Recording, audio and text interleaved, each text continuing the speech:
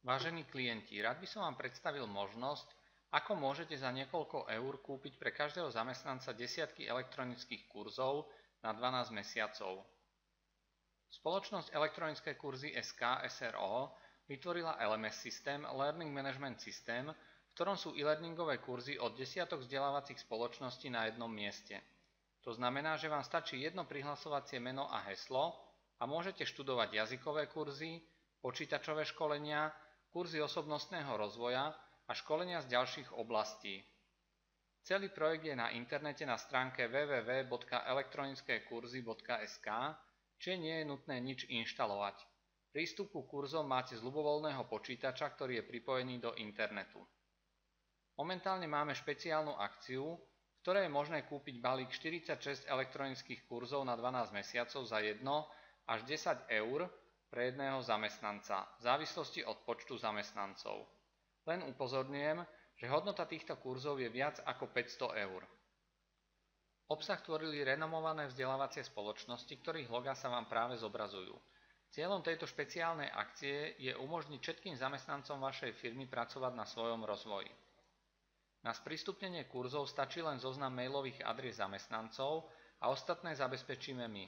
Personálny manažér môže samozrejme vo svojom konte sledovať štatistiky, ako kolegovia študujú jednotlivé kurzy. Zamestnanec dostane mailom heslo a po prihlásení sa mu zobrazí zoznam kurzov, ktoré má ihneď prístupné a môže si ich spustiť a študovať. Systém je veľmi jednoduchý na ovládanie, sú potrebné len základné počítačové znalosti. Stačí vedieť spustiť internetový prehliadač, zadať stránku a prihlásiť sa. Ďalšia výhoda je, že štatistiky zo stránky Elektronické kurzy SK budú onedlho exportované do personálnych softvérov. To znamená, že každý deň budete mať informáciu priamo vo svojom mzdovom a personálnom systéme, kto aký kurz už absolvoval.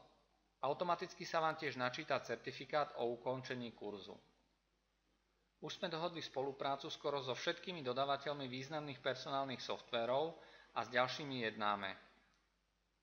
Akciový balík elektronických kurzov si kupujú spoločnosti z rôznych oblastí, napríklad výrobné firmy, ministerstvá, softverové spoločnosti alebo finančné inštitúcie.